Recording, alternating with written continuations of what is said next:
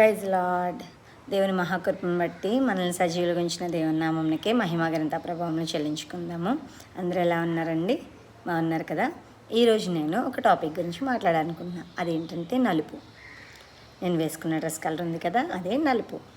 Okay, నలుపు అంటే మనం ఏమనుకుంటాం అంటే ఈ లోకానుసారంగా నలుపు అపశకనం, ఇది సాతాను సంబంధం. ఇది బ్లాక్ అంటే మంచి కాదు, ఇది చెడు లెక్క, తెలిపేసుకోండి శుభశకునం అంటారు.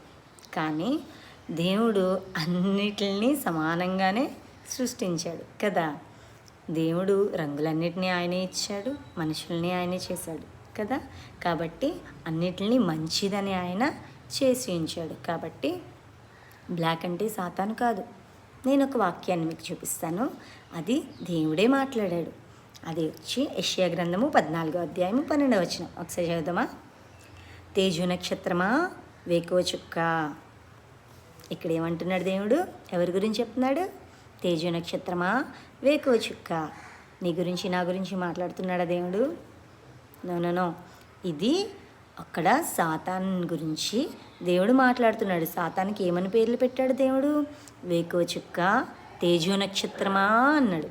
తేజో నక్షత్రమా అంటే వెలుగుతున్న ప్రకాశవంతమైన వెలుగు అని. అవునా? అది వెలుగు అని దేవుడు చూశాడు కదా.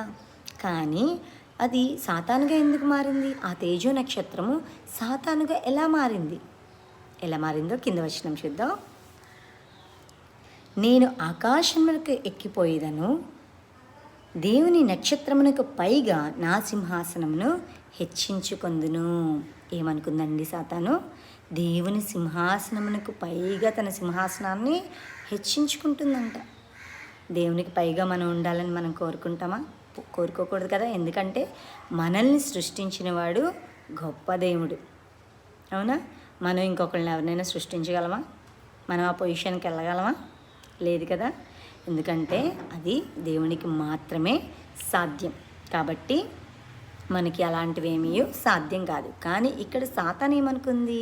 నేను దేవునికి పైగా నా సింహాసనాన్ని హెచ్చించుకోవాలి అనుకుంది. అందుకే దేవుడు సాతాన్ని కిందకి త్రోసివేశాడు. ఇక్కడ అంటాడు కదా, తేజో నక్షత్రమా, వేకువ చుక్క, నీవెట్లు ఆకాశం నుండి పడితివి?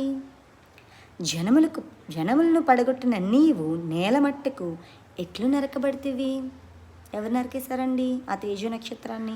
ఆ వెలుగుగా ఉన్న నక్షత్రాన్ని దేవుడే తను హెచ్చించుకున్నాడు. కాబట్టి తన నేల మట్టికి నరికివేశాడు. ఈ లోకంలో కూడా మనం తగ్గించి జీవించున్నాం.